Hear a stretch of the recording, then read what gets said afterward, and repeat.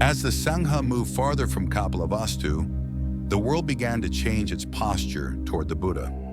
In the beginning, people had approached him like they approach a stranger on the road, cautiously, curiously, unsure of what they were looking at. But now the stories arrived before he did, and stories create expectations. Villages no longer simply offered food, they offered admiration. Some offered devotion, others offered fear dressed as respect. And the Buddha understood something that only becomes visible when truth grows public. The greatest danger is not hatred, it is praise that slowly turns the Dharma into a trophy. When people feel something sacred, they try to hold it, name it, claim it, and build an identity around it. Not because they are evil, because the mind is afraid of losing what it loves. They entered a larger town one afternoon, and the streets were already waiting, not with violence, not with anger, but with eyes that were hungry for meaning. Merchants stepped forward with gifts. Wealthy householders insisted on better bowls, better robes, better shelter. Some bowed low, as if the Buddha were a king of another kind. Others tried to touch the edge of his robe, hoping stillness could be borrowed like fire. And the disciples felt it too, that subtle shift in the air. It is one thing to renounce pride when nobody is watching. It is another thing when an entire town stares at you like you are proof that life can be clean. The Buddha watched his monks carefully, not to control them, but to protect them, because he knew how easily the ego survives by changing costumes. It can be made of silk, it can wear hunger, it can even wear holiness. That night, after the alms were done and the grove quieted, the Buddha spoke to the community in a voice that did not accuse, but did not flatter. He reminded them that admiration is not awakening. Being respected is not freedom. Being called wise is not wisdom. He told them that praise is a wind, and if you lean into it, you will be blown away by the next wind, the wind of blame. If you build your identity on being admired, you will start protecting that identity, and protection becomes fear, and fear becomes performance, and performance is the beginning of decay. Some of the younger monks struggled with this. They had left home with simple motives, but now people looked at them differently. Their families had once dismissed them as foolish. Now strangers offered them the kind of honor they had never known. The mind, without even announcing itself, began to reach. A little pride here, a little superiority there, a quiet enjoyment of being seen. The Buddha did not shame them for it. He simply exposed the mechanics. He told them to look closely at the feeling of being special, to observe the tightening in the chest when praise arrives, to notice the disappointment when praise fades, to see how quickly the mind starts chasing the next confirmation. He said that craving does not only chase pleasure, it chases identity. It chases the comfort of being somebody. And if you let that craving into the Sangha, it will rot the Dharma from the inside while everyone outside applauds. Then the Buddha did something precise. He made his disciples return to simplicity again, not as a punishment, but as protection. He reminded them that the robe is not a costume for holiness. It is a reminder of humility. The bowl is not a symbol for status. It is a reminder of dependence. The path is not a way to become impressive. It is a way to become honest. And honesty always looks simple because it does not need to decorate itself. In the days that followed, they met rulers and officials who approached with smiles that carried calculation. Some kings wanted to host him not because they longed for truth, but because having him nearby would increase their prestige. Some offered land and protection, trying to anchor the Sangha to politics. Some invited him to speak publicly so they could be seen beside him. And the Buddha understood the trap immediately. The world tries to possess what it cannot control. It tries to turn truth into a banner, a tool, a badge. It tries to turn the Dharma into a decoration for power. But the Buddha's freedom could not be purchased, and it could not be recruited. He accepted food, He accepted shelter when needed. He spoke to kings as he spoke to beggars, and he refused to let admiration distort his direction. He did not reject people with arrogance. He simply did not belong on their agenda. A wealthy patron once asked him for a blessing in front of a crowd, loudly, publicly, as if the blessing would confirm the patron's importance. The Buddha looked at the man with quiet compassion and answered in a way that cut through the heart of the matter.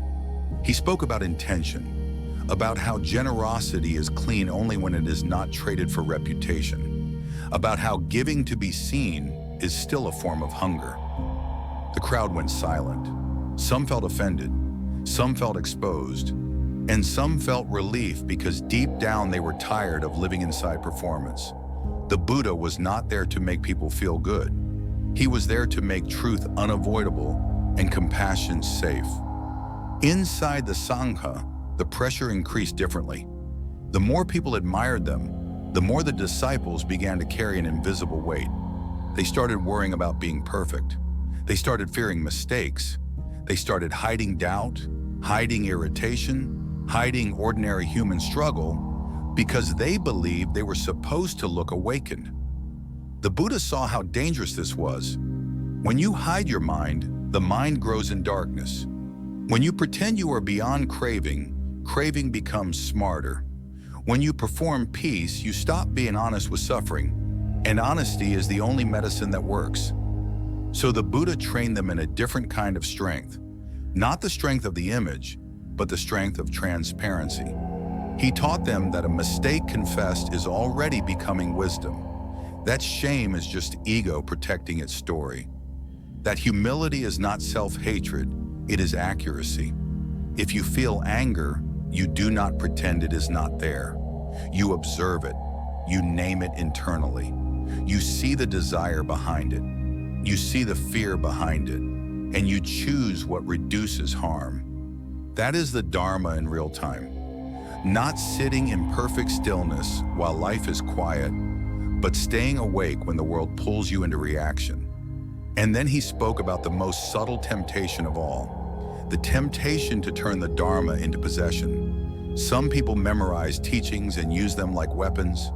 Some spoke beautifully about emptiness while their hearts grew cold. Some used non-attachment as a way to avoid responsibility. Some used compassion as a performance that needed applause. The Buddha called all of this out without anger. He reminded them that if the teaching increases pride, it is being misunderstood. If it increases separation, it is being misunderstood. If it makes you less human, it is being misunderstood. The Dharma is not meant to elevate you above others. It is meant to dissolve the very hunger to be above. As the community grew, more people joined for mixed reasons. Some were sincere and ready. Others were running from debt, shame, conflict, or failure, hoping that robes could erase consequences. The Buddha did not reject them instantly. He understood that even wrong reasons can evolve, but only if the person is willing to be honest. So he watched them over time, because time reveals what speeches hide. The path is not proven by enthusiasm. It is proven by what you do when boredom arrives, when hunger arrives, when criticism arrives, when nobody is praising you, when the mind starts looking for escape. That is where sincerity becomes visible. One evening, after a day of unusually heavy attention from the public, the Buddha gathered the Sangha and gave them a teaching that felt like a boundary and a blessing at once.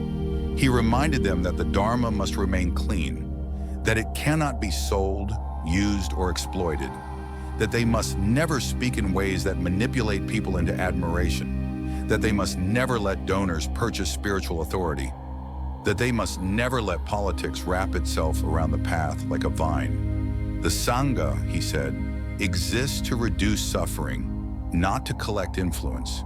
If the community becomes a symbol for status, it will collapse. If it becomes a refuge for the ego, it will poison the world. And still, he did not build fear. He built clarity. He taught them to meet praise the same way they meet blame, with awareness, without ownership. If someone admires you, you do not swallow it. If someone insults you, you do not spit it back. Both are movements of the world, and neither defines you unless you cling. He told them to keep returning to the basics, to the breath, to intention, to the immediate mind, to the simple question that never lies. Does this reduce harm, or does it increase it? Does this reduce delusion, or does it feed it? Does this create more openness or more defense? By the end of that season, something became obvious.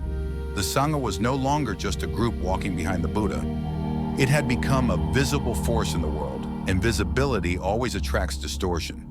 The Buddha could feel the next test approaching, not like a prophecy, but like a pattern. When truth becomes respected, the world tries to turn it into ownership. When freedom becomes famous, people try to control it. When the Dharma becomes admired, it becomes vulnerable to being turned into a religion of image instead of a path of seeing.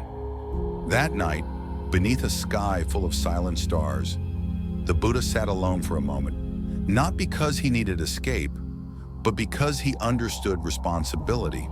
The teaching was spreading, the community was growing, and with growth came a new kind of danger. Not the danger of enemies outside, but the danger of misunderstanding inside.